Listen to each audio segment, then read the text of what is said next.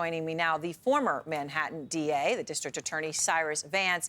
He initially opened this investigation into Trump, but did not bring charges. So, Cy, there's so much to ask you about because, you know, I know you don't want to be a central figure in this, but of course you are. And what you did and didn't do and why is so important here. So when we go through the actual indictment, 34 counts, every one of them a felony related to falsifying business records, right? It's one after the other. All that changes really is the date. Is there anything in this indictment, as you go through it, that you did not expect to see? Aaron, first of all, thank you for having me on, and it's good to see you. I think the indictment, in one sense, was as predicted. It was an indictment containing counts around felony counts around false business records elevated by the object of the misdemeanor crimes to affect the voting laws, either state or federal. What I did find different, and where I differ from some of your excellent panelists that were just on, is I found the document actually quite detailed. It is a speaking indictment, and it has quite a bit of detail about the history and laid out the facts underlying then the various counts that are listed. So I thought that the indictment provided more detail than perhaps others expected. Okay, so then you're referring here to the 12-page statement of facts, right, which accompanied the actual charges themselves. And in this, we read this. I was referring to the. I was referring to the indictment itself. To the indictment itself. Okay, so can you explain there then, because the description that we've seen sort of has been that it was bare bones, right? That it just lists the date and that the voucher number of the check and, false entry of business records. So can you explain what you did find in here that was more detailed than you expected? Well, I think, at least the indictment I think I read, was the counts are always fairly bare bones, but it's the prefatory language that is used before the counts that outlines the scheme that the prosecution is making public to educate the public, presumably, on the background of the facts that relate then to the substantive counts.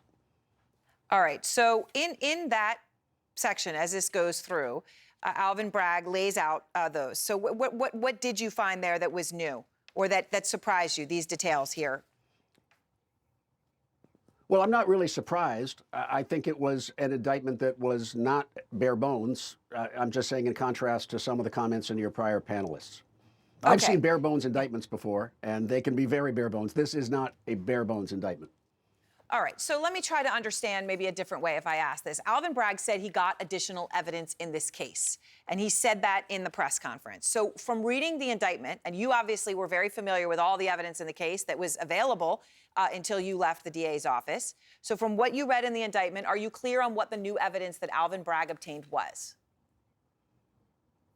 No, I can't, Aaron, go through paragraph line by line and say what was new and what was within our knowledge. First and foremost, I have to be mindful of confidences that go around the process. When we were looking at this matter, this was in the grand jury context, so the things I simply can't relate.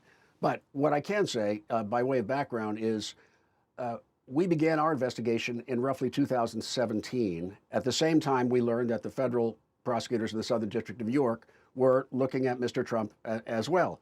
And I was asked by the Southern District to stand our efforts down because they said they've got this in hand. And I because I believe the Southern District is an excellent office with great prosecutors, I was prepared to defer to them. I was surprised, therefore, in 2018 when Michael Cohen pled guilty that the Southern District never went anywhere with that case, and it stopped. In the meantime, we had been focusing on an economic crimes investigation, and I can say that because Mr. Trump sued me and the office, attaching our grand jury subpoena in federal court. And so we were on to a what I would say is a different economic crimes investigation, and we're then moving forward on a broader investigation.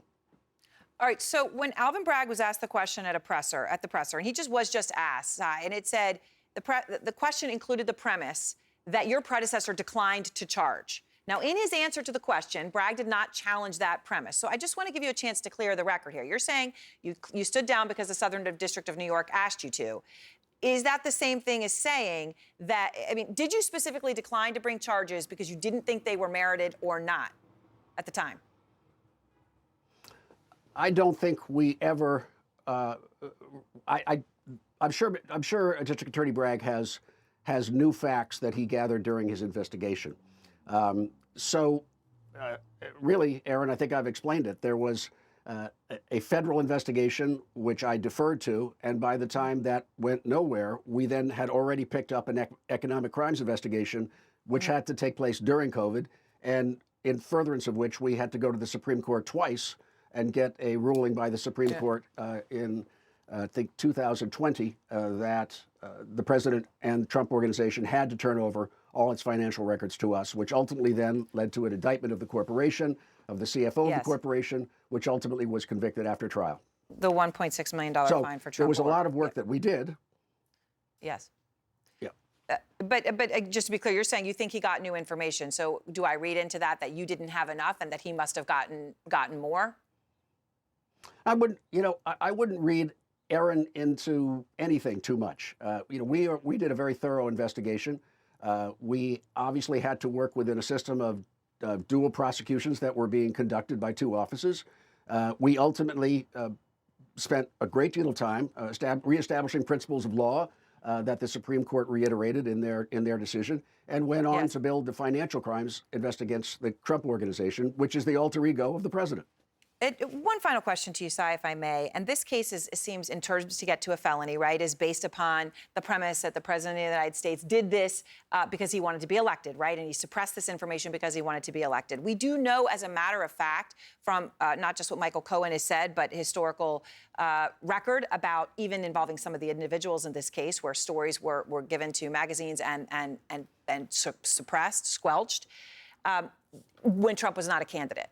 So are you confident that this clears the hurdle, that his motive was really to do this so that he could get elected when he was doing it prior to being a candidate for election? Well, I don't think, Aaron, it's my job to make that judgment call from the outside. That was District Attorney Bragg's job, and I think he's obviously said what he's going to do. But if I can, I'd like to make just two quick points before we go stepping back. Number one, today was a peaceful day. The federal government, the FBI, the NYPD, Secret Service, and court officers, notwithstanding fears of violence and extreme behavior, it was an orderly proceeding. And that, I think, speaks well of Judge Merchan and of New York City to be able to hand this proceeding going forward. I think we should all be very pleased and grateful. Second, outside of the legal work, what's going on in court, there's obviously politics that are driving opinions across America. This is, interestingly, a little bit like what happened with Bill Clinton, but with other parties. When he was investigated by Ken Starr for 5 years, ultimately, the then president, surrendered his law license in order to resolve the investigation.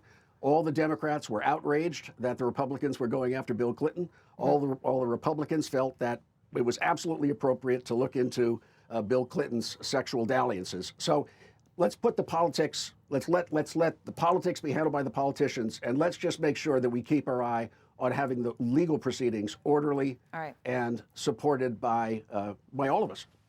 All right. Well, thank you very much, Cy Vance. I appreciate your time, and our special coverage continues right after this.